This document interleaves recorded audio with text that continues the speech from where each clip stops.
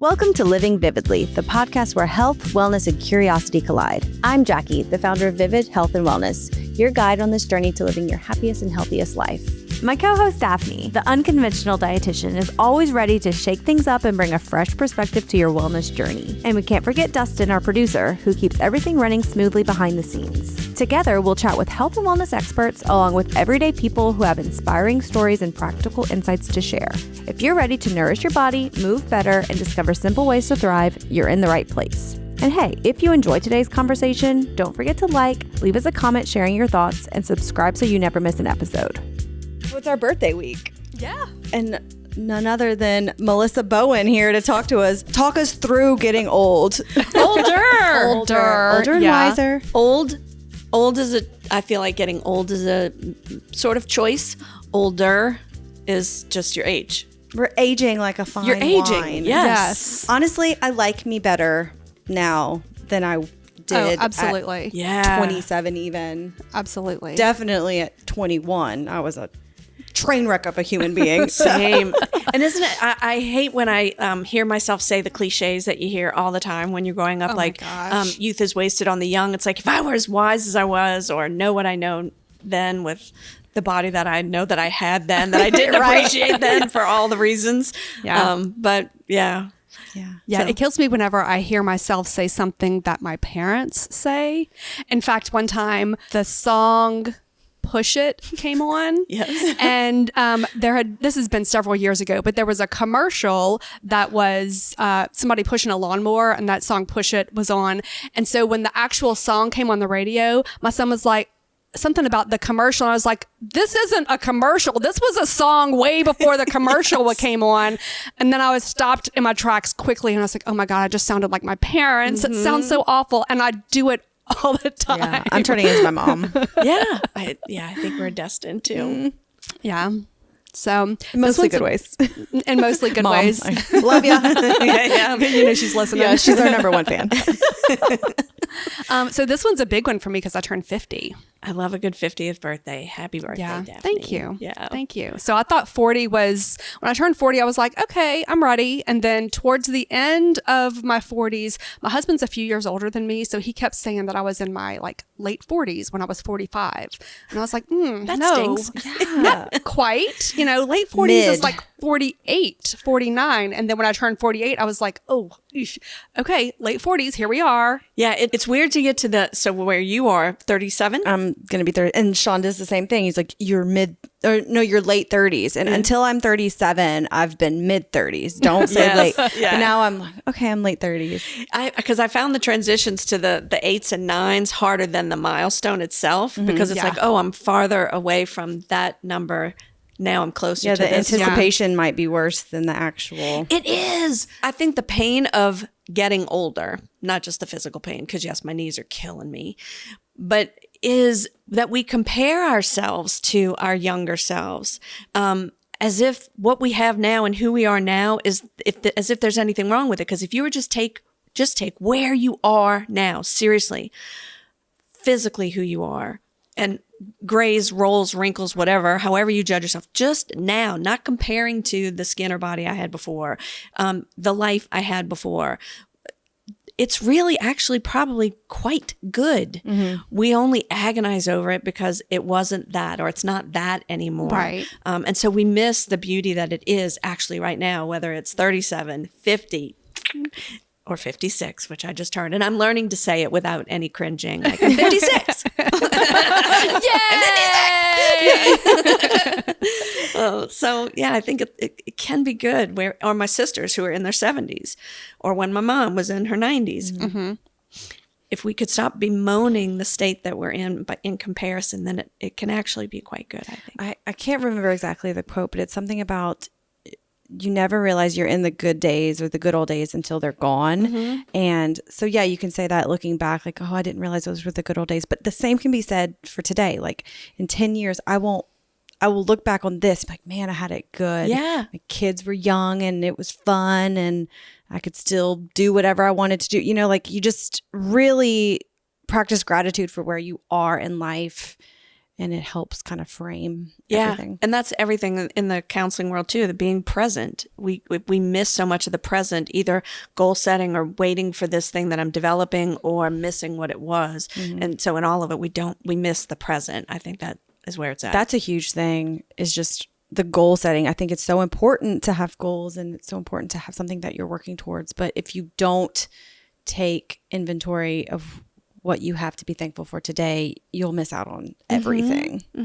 The practice of gratitude, like you said. Yeah, I agree. Yeah, I just started my gratitude journal again about maybe 2 or 3 months ago. And so and throughout life, I've, it ebbs and flows, but I felt like it's time for me to start looking at what I'm really grateful for right now. So I just started it again, and it's been wonderful. I can recognize things, I don't know, just randomly, like last night, there was a beautiful, beautiful sunset. And those are things that normally I'd just be like, oh yeah, look how pretty, and then not think about it again. But it was really, really beautiful. We were playing tennis, and towards the end, we'd finished up. And so it was getting kind of late. It was probably about 8 o'clock, close to 8 o'clock. And it was just such a gorgeous separation of the golden, sun that was setting and the dark sky. It was beautiful. And those are things that I normally wouldn't pay much attention to, that now I'm like, yeah, that's something to be grateful for. Just to be able to see it, to be outside. Corn moon a couple nights ago. I felt like such a geek, but I was driving and I was just like staring at the moon. Like, this is the most beautiful thing I've ever seen. I don't even, a corn moon? I don't think I know what that is. It's kind of like a harvest moon, but it's a corn moon. I think it's something to do with farmers and when to harvest corn. But it was big. And you appreciated it. It was beautiful. So how do you feel about turning 50? 48 was like kind of approaching 50, felt a lot harder. Now I'm just like, I can't change it. It is what it is. And, there's no change in it. So I feel better about just kind of appreciating where I am. Yeah. And it's, I think the transition into 50, I'm just like a couple of days away. And you look I'm ready for good. Like, let's be I honest. think 50 is pretty badass. Yeah. I mean, I would curse a lot to say how badass I truly think it is. Yeah. Especially 50 now when I think we're pretty badass. 50 is like the new 30. Thank you. It's awesome. Like, well, so the thing that I think people struggle with the most is that at 50, I can say, and I try really hard, like this is the world that I live in, the health, wellness, longevity, all this stuff.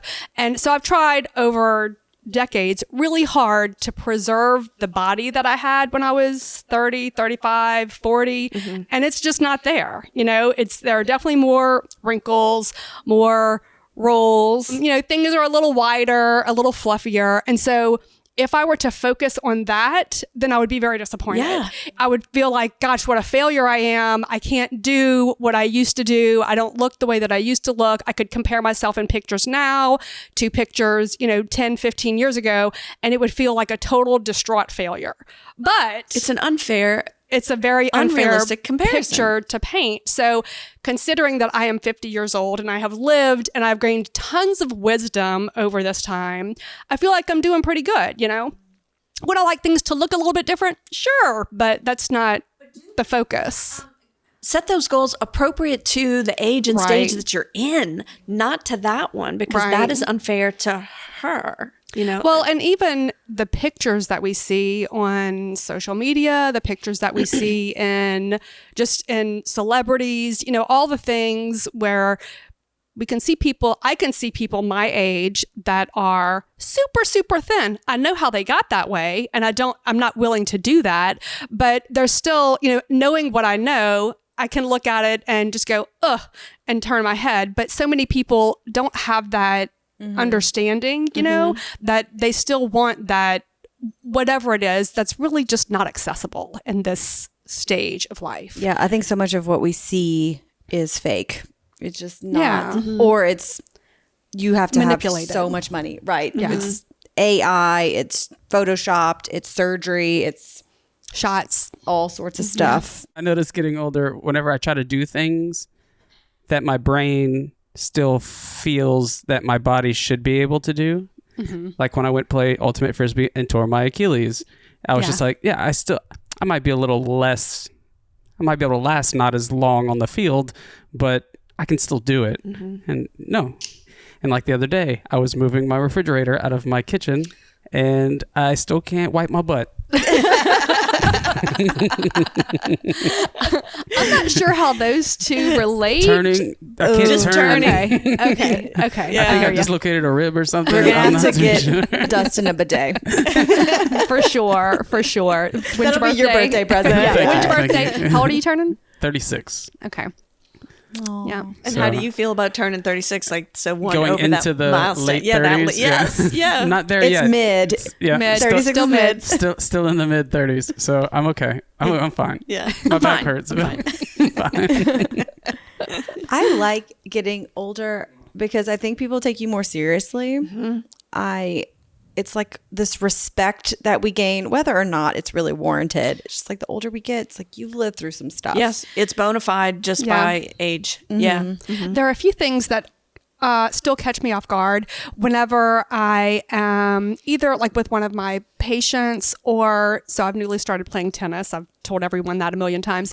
Last night we were playing with two partners and they were very young. I mean, one of them had a 1-year-old, so I don't know how old she is, but Did they say yes, ma'am, or call you miss? yes, That was coming. And I almost died. I was like, what? And I told her, I was like, I appreciate the respect, but that is totally unwarranted. We're on a tennis court. You can just call me Daphne, you know? We're peers.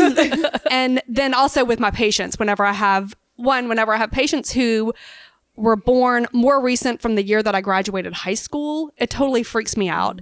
And then whenever whenever one of them says, yes, ma'am, I'm like looking around like, who is she talking to? I'm not your mom. Yeah. And so those two things really, really weird me out. Yeah, my kids' babysitters call me ma'am. And at first, I was like, you don't have to, I'm not a ma'am. And then I told one of their moms that, like, she called me ma'am. And she was like, she better call you ma'am. I was like, wait, I'm a ma'am. Like, which I guess is cool, but also it shocked me. I was like, I am almost your age. And then I had to do the math. And yeah, she was born after I graduated high school. So I guess I'm a ma'am now. Yeah. And you graduated high school when? 07. So not even the late 1900s. The early 2000s. The fact that the late 1900s are a thing now is crazy. I love it. And I'm like, what? Yeah. Yeah. Well, I was born in the late 1900s, which my kids can't wrap their heads around. They're like, was Jesus alive? I said something about a floppy disk the other day, Yes. and Mary was like, what are you talking about? So I had to explain the whole thing about what a floppy disk was. I used to play Wheel of Fortune on a floppy disk. It's a good It game. had enough storage There's for that? so much Apparently. information in that one sentence.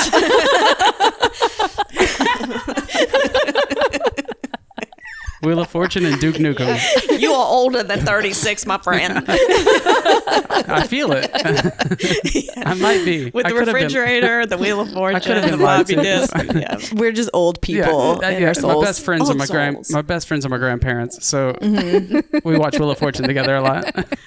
Oh my gosh. It's awesome though. But I don't think a lot of people can accept getting older. I think it's a really hard thing for people. I feel like we're in a good place. Like, Yeah. we got this. I'm enjoying it. I'm having fun. I like getting older. Yeah. But some people really grasp at their youth and don't allow themselves to age, and it just tears them up. It does. And I think, and all of us in different ways, because like I'll say, I feel like I'm healthy in the way that I've learned how aging is going to happen and how I can appreciate it. I feel like sometimes I'm proud of myself that I don't dye my hair, but I do other things. Right. And so, and somebody's going to get Botox. I've gotten my little 11s done. And so who's to discern or decide where's the unhealthy, whether I take a shot, which I'll admit I can tell you I don't like them. I do. I got the nutritionist for a year. I was in Pilates for 6 months, and something about my body was not getting healthy. And so I did get consultation, and I did get on a shot, and it has changed my A1. What's the sugar number? A1C. Thank you. Yeah, you can see how good I am at my health. So I do see how people may go to facelifts or Botox or surgeries. I don't know. I just have a different perspective on it now, because are we all trying to stay young, beautiful, healthy? I don't know truly anymore, because I also see my sisters. They're getting, cream to help with crepe, you know? And so, but I know it's inevitable. Right. These bodies are temporary. They're going to age. Right. Yeah. And so who decides where it's mentally healthy, how you're perceiving it and living it out or not, I think is up to the individual. And I can only get there now, honestly. Otherwise, probably if you'd asked me this about 10 years ago, I would have gone, oh yeah. I would have had opinions. I'll just say that. I don't know what, but Yeah, I don't judge people for their choices. Yeah. Like how they. Just to be clear real quick, I'm not against the shots. I'm against the shots for people who don't really need them, but are using them for vanity purposes. And I agree. I do agree. Yeah. But I just felt like a little convicted that I felt the need to be honest. Yeah. Yeah, no, I think it has its place. I know several people, in fact, one really bad right now, experiencing extreme stomach paralysis. And it's just completely wrecked their bodies. But I think that that's in the way they are prescribed.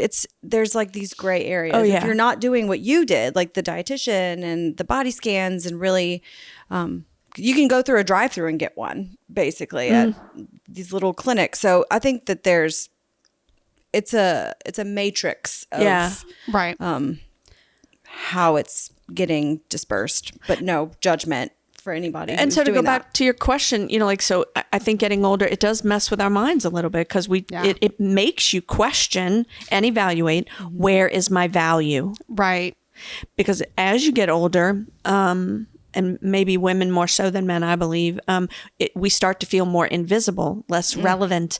People don't go to you for the things they used to go to the same. Now, I'm not in that age bracket yet, but it's coming.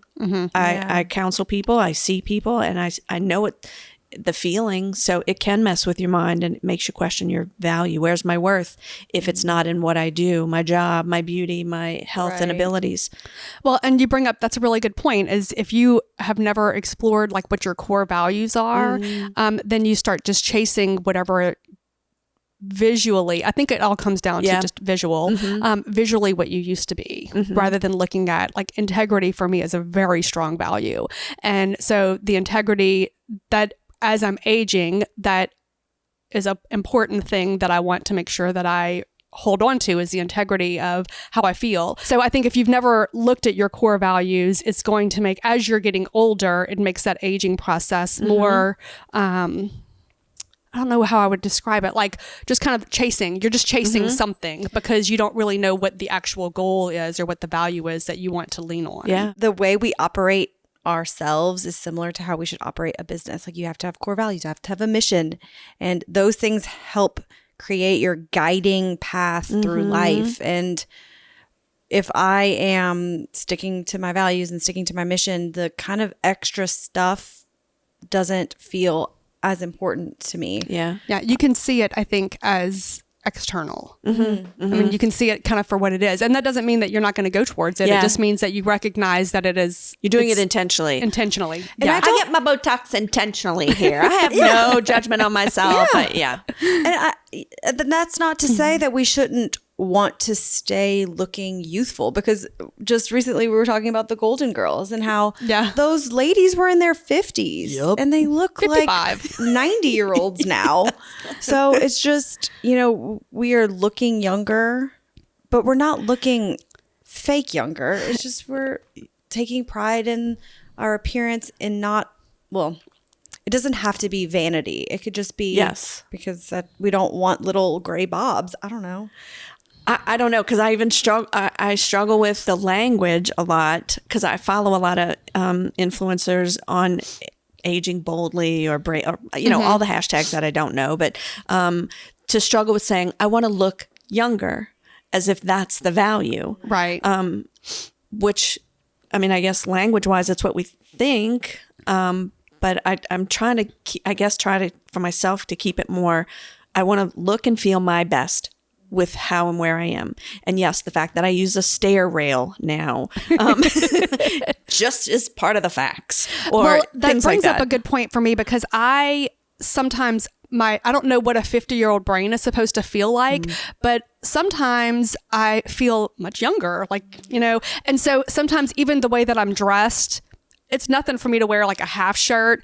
And I've gotten much more aware of maybe a 50-year-old shouldn't walk outside in public in a half shirt, certainly around my house, I don't care. But, or not too long ago, I wore my hair in pigtails. I just had, wore it in little pigtails. Like, should a 50-year-old wear their hair in pigtails? And should I even care? Right. Like, I mean, there's a lot of question about, I don't feel like what I imagine. I don't feel like a golden girl. I don't feel like that old. So where's the line? At some point I heard, this was many years ago, that I forgot exactly what the age was. I want to say it was 35. You should never wear a blue jean skirt after the age of 35. Yep. And I was like, or very shorts. specific. Or shorts. No woman over 50 should. I just started wearing shorts again. Well, so I got rid of my, way back then, it was Jean skirts? I got rid of my blue jean skirt. And I mean, I don't know if I should be wearing a blue jean skirt. Like, what? I should. I think that's a made-up who's rule. making these rules? Right. And Some why? crotchety old lady who doesn't like blue jean skirts. Or some 20-something who doesn't know that her arms are going to get cellulite eventually. You're going to look like It's the whole thing school bus driver about arm. showing your armpits too. Yeah, look, I'm wearing shorts and you're wearing sleevelesses. And at some point you think, you know what? I'm 50 and I want to wear pigtails. So this 50-year-old is going to wear fucking pigtails. Excuse me. I don't know why I look at you when I'm cursing. I know. You don't but have it's to apologize. I guess because I feel like the sound is going into your ears. And All the bad words. yeah. But so, yeah. So sometimes I'll ask my son, like, is this appropriate for me to wear? And he'll be like, I don't know. But you say, can I say slay? And they go, no. 6, 7. I don't even know what that means. I don't want to say it. Yeah. Or like, what's a sigma? What's a sigma? I don't know. Isn't it like the little, Yeah, it's little a backward. but it means something. Is it cool? Look, we're looking at you. We're not gonna- One of we're- my friends posted a 1 thing and year her younger kid than you. asked, have you taken any sigma pics of me? I was like, what? I don't. When you can speak what? adult English, then we'll figure it out. Right. I can't deal with it.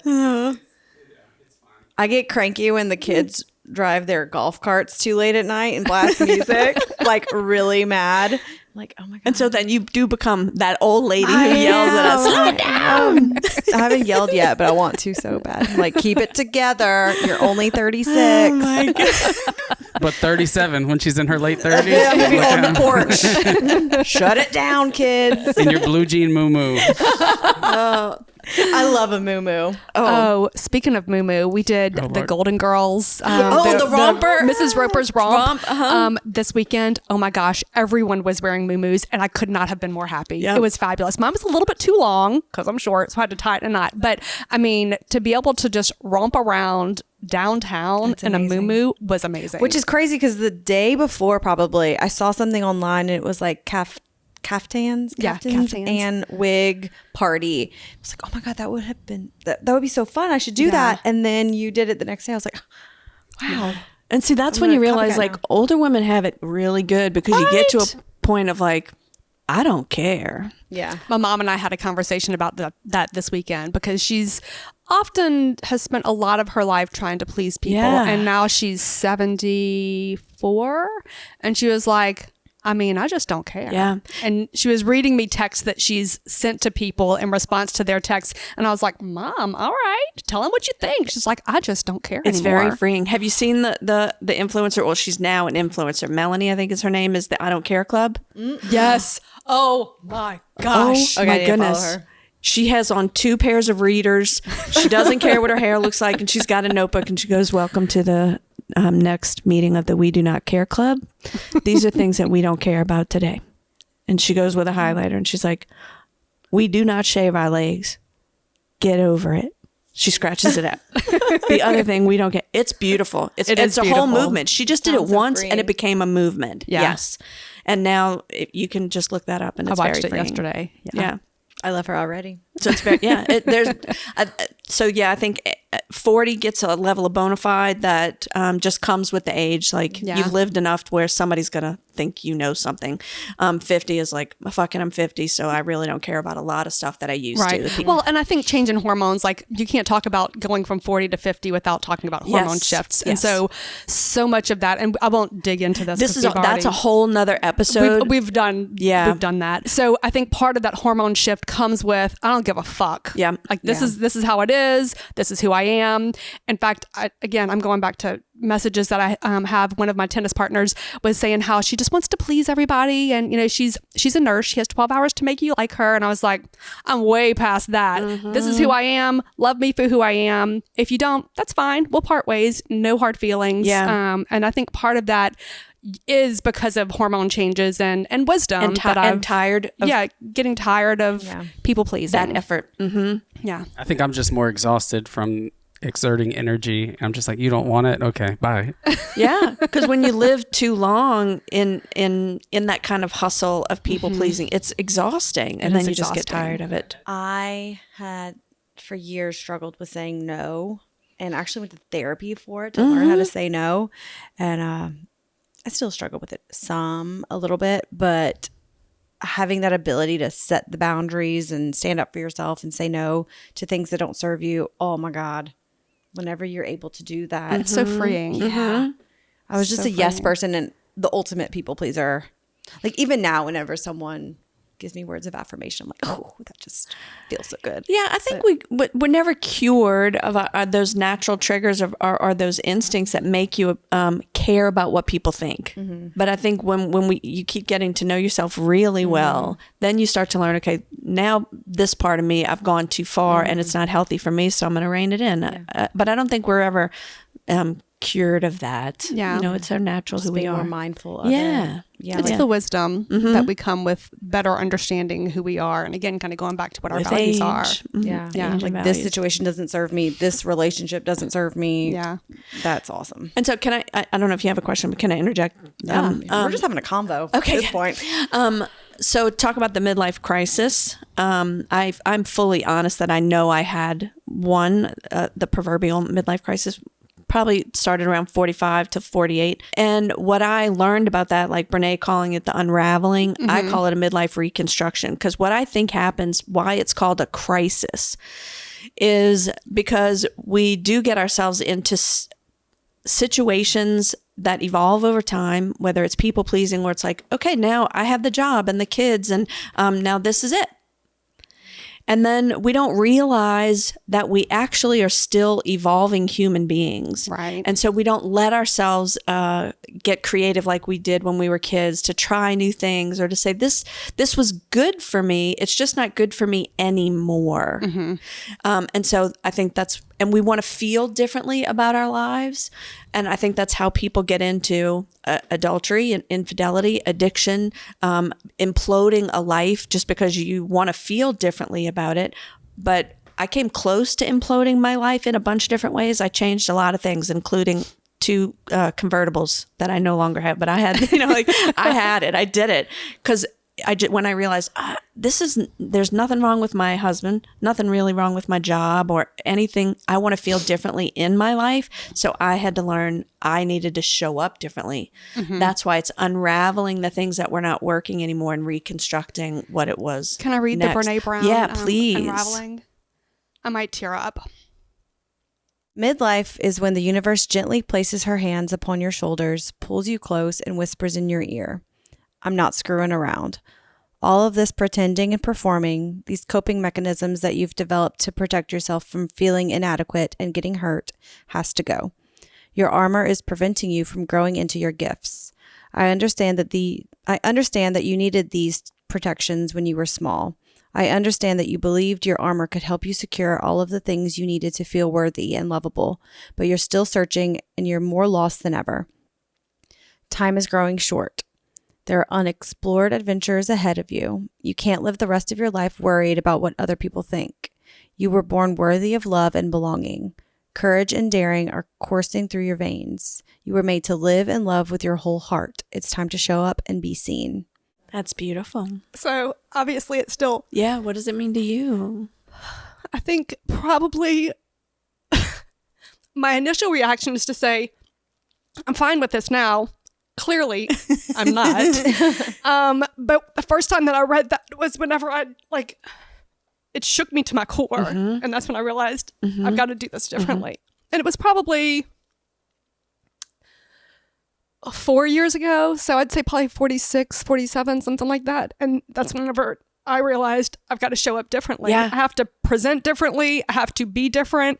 And I certainly didn't change everything overnight, but that was the thing that shook me to my core. Yeah. When you're, and it's not, let me change who I am suddenly. It's not that at all. It's again, it is kind of breaking open, like, okay, I'm going to take this off because I don't need this anymore. It's not that it was bad. And Right. that's the judgment part that I hope to help people eradicate from.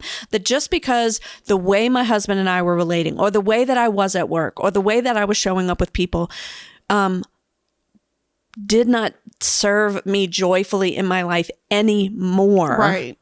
I'm not going to go back and judge her, judge them, judge it. I need to listen to it. Okay, then what now? What now? Hi, welcome. Good. Here I am. Yay! It's beautiful. So, in my mind, it wasn't so much because that's whenever I was going through a lot of hormone stuff. So it wasn't as much because of age as it was that everything felt different. Like I physically felt different. I looked different. Everything feels very, very different. And age is part of that, but it wasn't associated with like, oh, now I'm in my late 40s. It was just that I've got to like refigure everything out, like put all the puzzles back together differently and to create a different picture. What does my body need? What does my soul, Right. my brain, my heart need? Yeah. Well, I hate that we all, I think we all maybe have to get to that. So crisis also is a turning point. Yeah. Not just a bad thing, but it's a turning point. And I think we get to that so that we can get to a new place. Yeah. Yeah. Wow. So I do feel much, I mean, again, you probably can't tell, but I do feel much better about it. Yeah. Like about where I am, about where I'm going, about the trajectory of my life. I feel like I've put things in place that are good, that I'm feeling much more alive and not so pushed down, so heavy, Yeah. I guess. Yeah. And that's the armor in my mind. It literally was like taking off armor. Yeah. I feel like I'm glad, women have Daphne. such a different experience with this aging thing too, because I don't think men, I don't know, I can't speak for them, but no, like I just don't feel like men have as much of that internal identity crisis, or maybe they do, but they just don't express it. I the believe same. that. I believe that. I believe they do, but I don't know They if they express it differently. They express it differently, or That's why I think you see more men buying the truck, buying the boat, buying the thing, because they're like, I got to do something. Let me go do it. Don't have to tell anybody. I'm just going to do something. Yeah. Make me feel Yeah. better. Cover it And up. they don't have the emotional, Whoa. like they don't cry at quotes like we do. Hey, I don't I'm think gonna it's start Sean- sending you stuff that I cry at as the most ridiculous little things. Please do. no. like a- Yes, we would love My that. husband cries. I know boys cry. I think the radical acceptance is the word that makes me think of. Like men are able to radically accept something, meaning like this isn't necessarily what I like. I don't particularly condone this, but I can accept what it is and move on and not let it hold me back. And so that's something that I do feel like I've learned too over the years, is just the acceptance of. So I'm not a super religious person, but the serenity prayer, grant me the serenity to accept the things I cannot change, courage to change the things I can, and wisdom to know the difference. That as probably a teenager, or maybe even younger than that, I read it for the first time and I was like, whoa, okay, this is real. And so I go back to that often, because you have to be able to recognize the things that are in your control. And even if you don't like something, you don't necessarily have to control it or stop it. You just accept it for what it is and move on. Yeah, I love that part too. One thing that I always say that's always stuck with me ever since I watched The Lion King, and Rafiki hit Simba over the head with his little rattle and said, "It's in the past. You can't be mad at it." I was like, Oh. yeah, you can't change it. You can't. It's in the past. Like, because the whole thing was his dad died, and like you can't do anything about it. Just grow into who you're meant to be. And I was like, and I still have a little Rafiki stick in my plant holder. Oh, That's look so at all that deep, emotion Dustin. in you. You're so I got some. wise. I got some. That That's good. I have a quote I want to share with y'all too, but I will need my phone or somebody's phone. Dylan, I think it's Thomas, the poet. Do not go gentle into that good night. I celebrated 50 the whole year, from 49 to 50, and actually beyond. I literally embraced turning 50 all year. Everything that I told my friends, my husband, I ate everything, I did everything, I traveled. But so this poem is the thing that kind of kept my mindset on why I was celebrating and embracing the age and the gift that it was. And so it's a poem by Dylan Thomas. Do not go gentle into that good night. Old age should burn and rave at the close of day. Rage against the dying of the night. And it goes on, but I was able to remember, honestly, that one, that part of it. And so I thought, I'm not going to go gentle. I'm going to go like speeding into heaven and on two wheels, and my hair on fire and in debt probably. But so that year I did a lot, including I took a 2-week solo road trip to New York. Oh. And some people were asking me like, well, so your husband's not going? I'm like, no, he's not invited. and I had to question it even myself. So I drove, down across the southern states and up the East Coast. And I stopped to see some people, or where I would sleep at some friends' houses. And I had to challenge myself a couple of times. One friend was like getting ready to open up a second bottle of wine. Her husband was bringing the dog out, and I knew I had to get on the road early in the morning. She's like, just stay here. And I thought, yeah, I guess I could, but I didn't want the wine. I didn't want to spend the night. I just wanted to go to my hotel and get on the road first thing. And I thought, you know what, that's the whole purpose of this trip, of going alone. I just didn't want to have to care about anyone else's thoughts, opinions. I want to do this. No, I want to do this. So I was like, you know what? No, I'm going to go back to my hotel. Thank you. And so I got to New York. I went up the East Coast, did a bunch of visits and stops and whatever. And I spent a couple of days in New York. And I got to this bar called the White Horse. And I walk in, you guys, no joke. It has this poem written on a wall-sized mirror, because that's where Dylan Thomas wrote and lived out some of his last days. And you didn't know that before? Did not know that until I walked in that bar. That's crazy. Yes. Yeah. And so I just will always really appreciate that season of my life, that I found that thing that spoke to me, that helped inform the next steps. And so whatever resonates with you, find it and honor it. And I love that quote. I want to go read the rest of it. Yeah. I think we are so fearful of aging, and we do all this mental gymnastics over it, but we are so lucky to be alive and to have this life, because so many people don't make it. Like that's going to make me cry more than the other one. Like, there's so many people that just never get to do this. I've lost 2 friends recently. Yeah. One friend who just turned 50. Wow. And on a vacation with his family and doesn't come home. And so I wish it wasn't things like that helped the rest of us living remind to not waste our time on the trivial things. But so it's a good reminder. It is. I mean, unfortunately, it is what helps us, because you can't feel warm without cold. You can't feel joy without the sadness. Like these are the things that you have to just kind of, it's the yin and the yang of life, I guess. So I'm very thankful to be 37, and hopefully I'll be 97. Many decades to come. I think we talked about this last time.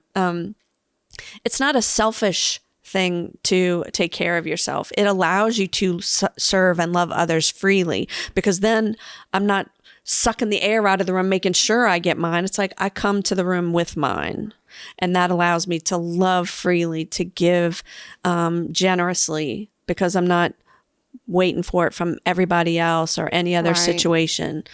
So when you do take care of you, then it gets you out there. Yeah. It serves everyone around you. Yeah. And our community. And I always say that if we, as a community, if we could take care of ourselves better, like level up just a little bit, each and every individual person, our community becomes better. Whether it's a small community or, our big Acadiana community, just the community serves itself better whenever we can all be our best self. Yeah. Well, I feel silly asking you what living vividly means to you because you already answered that twice. So I don't know if we should. I think it's all of the it's all the things we've just been talking about. Honestly, when I first met y'all a year ago, it was living vividly for that moment in my life, whatever that was.